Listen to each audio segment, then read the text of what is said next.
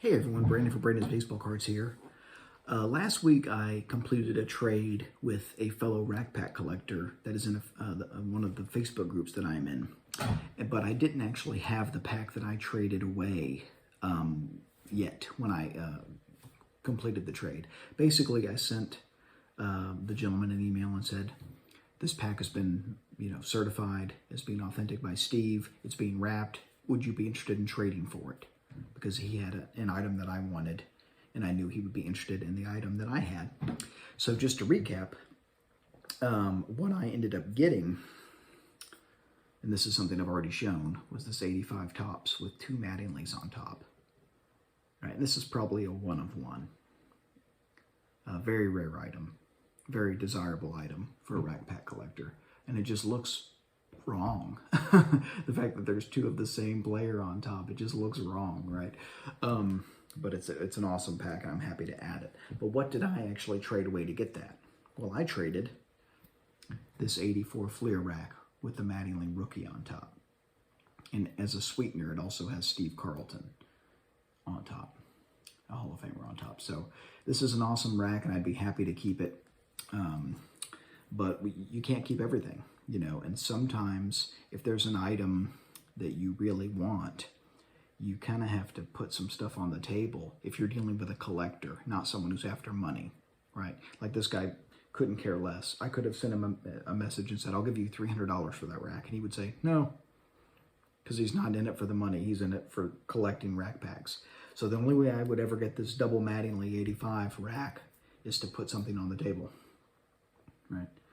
And it's a sweet pack, and I'm sure it'll look good in his collection, this 84 Fleer that I'm sending him.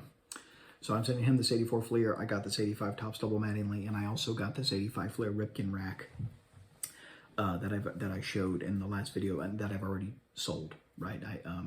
I got that in the trade specifically so I could have some cash that I recuperated from this purchase, right? Because again, this is what I bought. I bought this on eBay and then traded it to get this 85 double Mattingly, right? So had to have a little bit of cash on the back end, and so the other rack that I got in the trade is already gone, and cash is in my bank account, ready for the National, right? So that's just what I wanted to just show you guys tonight. I did want to follow up on a few other things.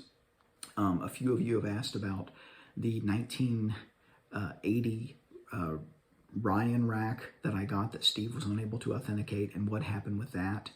The seller refunded me after being a bit of an asshole, to be honest with you. The seller refunded me, and then the seller on the 1978 Topps rack that Steve couldn't authenticate also refunded me. So I got my money back there. I ended up leaving negative feedback for this seller that was very rude, that trashed Baseball Card Exchange, and so that anyone that sends things to them to get authenticated is foolish. I left negative feedback and said that they were a very rude seller, and that seller's diamonds are forever, as in baseball.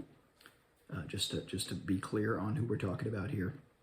Very, very rude, very crass seller who now I think he's under 99% positive feedback for his eBay store or whatever. So others have had similar unpleasant experiences with this gentleman, not surprisingly. But those are just a couple things I've done videos about before, and then realized I didn't really provide any closure about what happened. So just in case you were wondering, can't wait. 6 weeks from now, I will be in Chicago with my brother Dylan for the National. 6 weeks from today, we'll be there. So stoked about that. 42 days. The countdown continues. Keep collecting vintage baseball.